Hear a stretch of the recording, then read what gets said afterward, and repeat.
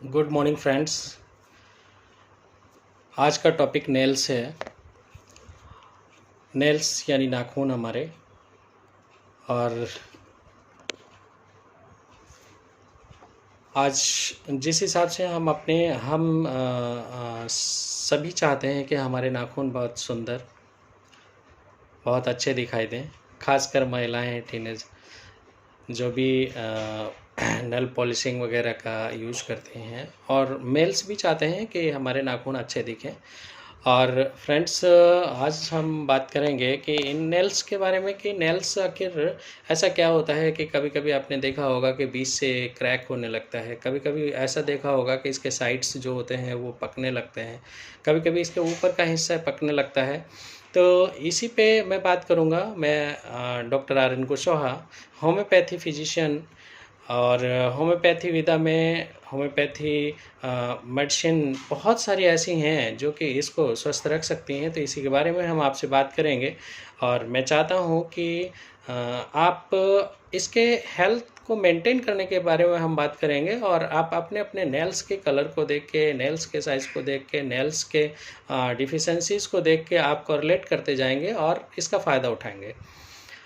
चलते हैं, बात करते हैं आज नेल्स की। तो नेल्स में जो बीमारियां होती हैं, नेल्स में जो न्यूट्रिशनल डिसऑर्डर्स होते हैं, नेल्स में जो बैक्टीरियल फंगल इन्फेक्शंस होते हैं, उसके बारे में बात करेंगे। तो यदि इससे रिलेटेड कोई क्वेरीज आती हैं तो उससे आप हमारे व्हाट्सएप नंबर पे बात कर सकते हैं, 73 76 93 66 00 7376936600। बात करते हैं कि कभी कभी क्या होता है कि हमारे न्यूट्रिशन में कुछ ऐसी चीज़ें कम होने लगती हैं जिसकी वजह से सबसे मेन इंग्रेडिएंट जो होता है प्रोटीन। लास्ट वीडियोस में भी हमने ये डिस्कस करने की कोशिश की है कि प्रोटीन यदि हमारा रिच रहेगा तो हमारा बाल, नाखून, स्किन, कई एक जो बेसिक है वो सेल डेवलपमेंट का, वो बेसिक हमारा प्रोटीन ही है। तो ब्रीफिंग बात करते हैं कि यदि हम खाने में प्रोटीन की मात्रा क्वालिटी वाइज अच्छा रखेंगे, क्वांटिटी वाइज बैलेंस रखेंगे, तो हम नाखून को स्वस्थ रख पाएंगे। इसमें कई तरह के इन्फेक्शंस होते हैं। जैसे फंगल की बात करते हैं हम, तो नाखून को स्वस्थ रखने के लिए फंगल की बात करते हैं कि फंगल से हम कैसे बच सकते हैं। कभी कभी आपने देखा होगा कि किसी किसी के नाखून ब्लैकिश होने लगते हैं, किसी किसी के नाखून टेढ़े होने लगते हैं, किसी किसी के नाखून आधे आधे कटने लगते हैं। तो इन सब का रीज़न होता है कहीं ना कहीं उसमें न्यूट्रिशनल डिसऑर्डर की वजह से बैक्टीरियल फंगल इन्फेक्शन इन्वॉल्व हो गया है, जिसकी वजह से वो ऐसा हो रहा है। यदि आप में से कोई ऐसा है तो उसको आप किसी भी होम्योपैथी फिजिशियन, आयुर्वेदिक फिजिशियन के पास जाके आप उसका कंसल्टेंसी ले सकते हैं कि इसमें हमको अभी क्या करना चाहिए जिसकी वजह से हम इससे बाहर आ सकते हैं और अपना बहुत सुंदर नाखून हम कर सकते हैं। तो इसमें हमारे होम्योपैथी में कुछ ऐसी मेडिसिन हैं, जैसे ग्रेफाइटिस का रोल हमने बहुत अच्छे से देखा है कि ग्रेफाइटिस के नाखून हमको दिखाई देते हैं कि बहुत से लोग आते हैं और उसमें ब्लैकिश होने लगता है, उसमें कुछ कुछ डिस्चार्ज होता है, जिसमें हम लोग सजेस्ट करते हैं। कई एक और मेडिसिन भी हैं, वो तो जैसी कंडीशंस होती है उसके आधार पे हम लोग डिस्कस करते हैं। कभी कभी आपने देखा होगा कि नाखून के साइड में थोड़ा सा एक बाल नुमा होता है, जिसको हम कभी कभी खींच देते हैं और इन्फेक्ट कर जाता है। तो हर एक बॉडी के हर एक पार्ट का अपना क्लींजिंग प्रोसेस होता है, अपना गंदगी को साफ़ करने का एक प्रोसेस होता है। वही एक हमारे नाखून में भी ऐसा पार्ट होता है जिसको हम कभी कभी एक फांस समझ के उसको हम खींच देते हैं, और खींच देते हैं उसमें वो वहाँ पर इंजरी हो जाती है, और इंजरी होने के बाद फिर उसमें एक बैक्टीरियल फंगल इन्फेक्शन होने के चांसेस बढ़ जाते हैं। और जब उसको नज़रअंदाज हम करते हैं, जब उसकी केयर अच्छे से नहीं करते हैं, तो जब कभी ऐसा हो तो करना क्या चाहिए, मैं इस पर प्रकाश डालता चलता हूँ कि जब ऐसा कभी हो, कोई रोया आपने खींच दिया है, तो उसके तुरंत बाद आपको क्या करना चाहिए, गर्म पानी करके उसमें अपने फिंगर को डुबो देना चाहिए। उसमें बेटाडीन अवेलेबल हो, हमारे होम्योपैथी का टिंचर एस्कुल हमारे यहाँ कई एक ऐसे टिंचर हैं जो एक्सटर्नल यूज के काम आते हैं, उसमें से जो भी अवेलेबल हो उसको डाल लेना चाहिए और उसमें हमारा फिंगर को डुबो देना चाहिए। वो चाहे हैंड्स फिंगर हो, वो चाहे हमारा टो हो, चाहे पैर का फिंगर हो, वो कहीं का भी कुछ ऐसी सिचुएशन होती है तो आप फटाफट गर्म पानी करें और उसमें टिंचर को लें और उसको डुबो दें। जितना आपका सहा जा सकता है, जितना फिंगर सह सकती है, उतने गर्म पानी में आप डुबो सकते हैं, जिससे कि आप होने वाले इन्फेक्शन से बच सकते हैं।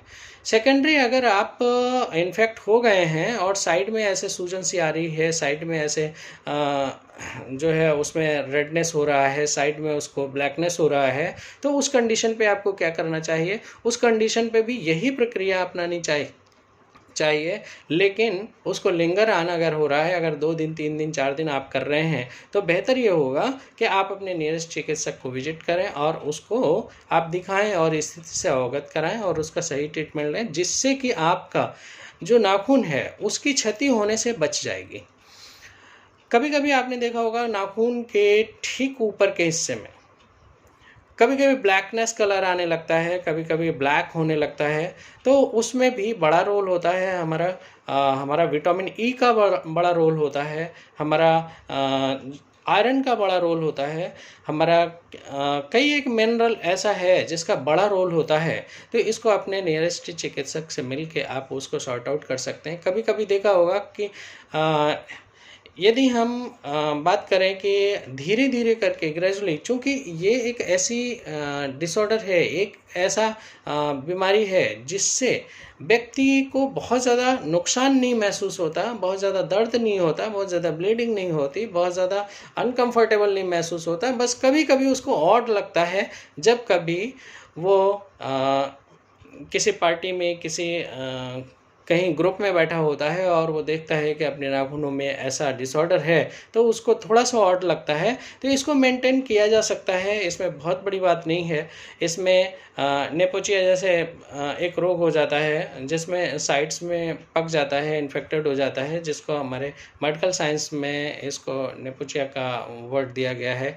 इसी तरह से जब फंगस लग जाता है तो फंगस में भी एंटी फंगल दे के लोग रोक देते हैं। लेकिन ये सारी चीज़ें बैक्टीरियल, वायरल और फंगस तभी होता है जब हम कहीं ना कहीं न्यूट्रिशनल डिसऑर्डर में होते हैं। कोई ना कोई ऐसी चीज़ होती है जो कि इम्यून बैलेंस नहीं होता है, इम्यून कम होता चला जाता है, जिसकी वजह से हमारी नाखून में इन्फेक्ट हो जाता है, इन्फेक्शन हो जाता है। तो इसको हेल्दी रखने के लिए क्या करना चाहिए, हमारे लिए बहुत इम्पॉर्टेंट है इसको जानना। कभी कभी आपने देखा होगा कि इसमें आधा आधा फट जाता है, कभी कभी आपने देखा होगा इसमें ब्लैक हो जाता है, कभी कभी आधा बीच से कट जाता है, कभी कभी ये पक जाता है और पकने के बाद में फिर महीने 2 महीने सही हुआ, फिर से पक गया, फिर महीने 2 महीने सही हुआ, फिर से पक गया। इस तरह के डिसऑर्डर्स इसमें लगे रहते हैं, जिसको बहुत अच्छे से मैनेज करने के लिए हमको प्राइमरी चीज़ में अगर कोशिश हो सके तो हफ्ते 10 दिन 15 दिन में अपने नाखूनों को स्वस्थ रखने के लिए गर्म पानी में टिंचर को मिलाएं और टिंचर को मिलाने के बाद में उसमें हाथ और पैरों के नाखूनों को डुबो दें। यदि हफ्ते में 1-2 बार ऐसा करते हैं तो किसी भी तरह का इन्फेक्शन नहीं होने पाएगा और आपका नाखून स्वस्थ बना रहेगा। साथ में न्यूट्रिशनल डिसऑर्डर के लिए आपको बैलेंस डाइट पे प्लान करना पड़ेगा, क्योंकि पूरी बॉडी का अगर हेल्थ मैनेजमेंट देखना है तो आपको किसी न किसी चिकित्सक के संपर्क में रहना पड़ेगा और आपको स्वस्थ कैसे रह सकते हैं इसको सीखना पड़ेगा। लास्ट बहुत सारा वीडियो हमारा पड़ा हुआ है जिसमें स्वस्थ रहने के लिए हमने प्रकाश डालने की कोशिश की है, अलग अलग मिनरल पे बात करने की कोशिश की है, अलग अलग एंजाइम पे बात करने की कोशिश की है, अलग अलग विटामिन्स पे बात करने की कोशिश की है। तो इसी तरह से हमारे नाखून को भी स्वस्थ रखने के लिए भी बहुत सारा न्यूट्रिशन इन्वॉल्वमेंट होता है, उसमें सिंगल न्यूट्रिशन की कोई रोल नहीं होता है।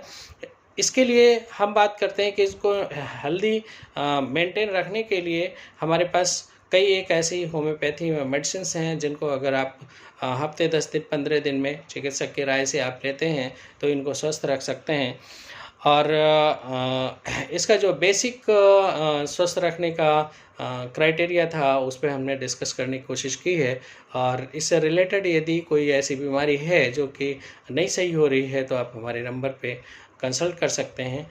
नंबर फिर से मैं रिपीट करता हूँ, 73 76 93 66 00 7376936600।